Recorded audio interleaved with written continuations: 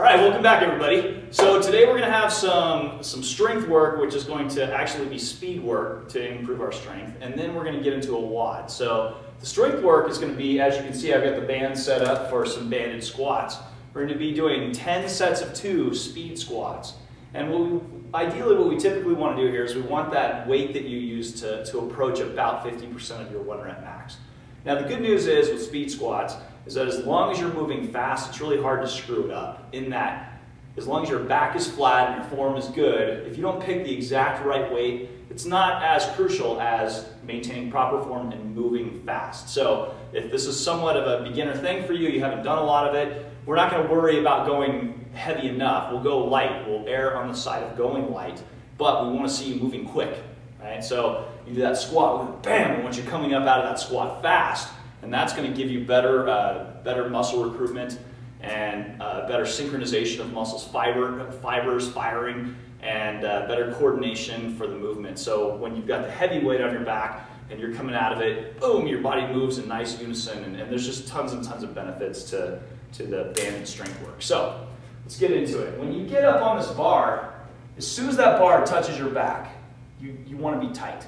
You never want to loosen up once that bar touches your back. You also want to push those abs out hard. Now, it's not maybe the most attractive thing, but if you've got strong abs, push them out hard. You can breathe, but you're pushing your diaphragm down and pushing your abs out. For some reason, when people think they want a stable midline, they take a big chest, but they don't push their abs out, and it's a very, very inefficient or very unsafe way to move. So, bars on your back, push the abs out, hold your back arch, and don't let it go.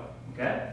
I recommend a low bar position on this because we're going to be doing more of a powerlifting style squat with a wide stance. So you're going to get that bar on your back, you're tight, pushing your abs out. Now notice how when I picked it up, it didn't yank me back because I was tight.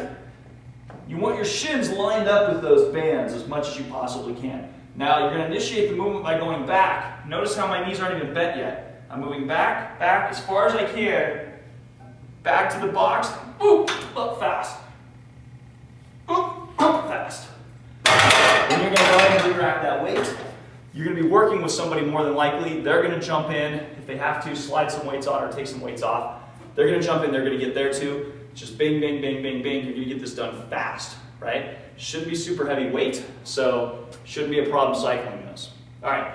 Now, once you've got that speed work done, we're going to get right into the WOD. It's going to be a 5-round WOD involving 2 movements: handstand push-ups and air squats. We haven't done a lot of high rep air squats for a little while, other than Angie last week, or the week before, can't remember.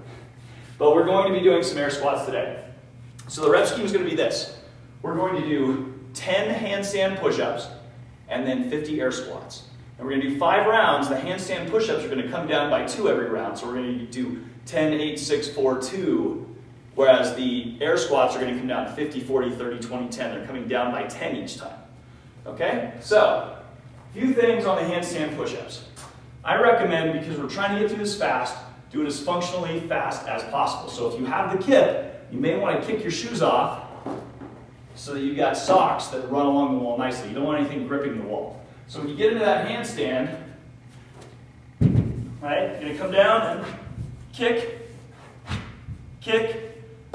and that's the kipping handstand push-up. If you have to do them strict because you don't have that kipping timing, that's fine. Now, if you need to, you can put a couple ab mats under your head because you may not have that full range yet. So if you come down halfway and drive up, there's a huge amount of benefit to getting inverted. Now, if you've never gotten inverted and you're at home doing this, I recommend being very, very careful in using a spotter, because if you kick up into the wall, facing away from the wall, and your arms give out, it can severely damage your neck, okay? So be very careful with that movement.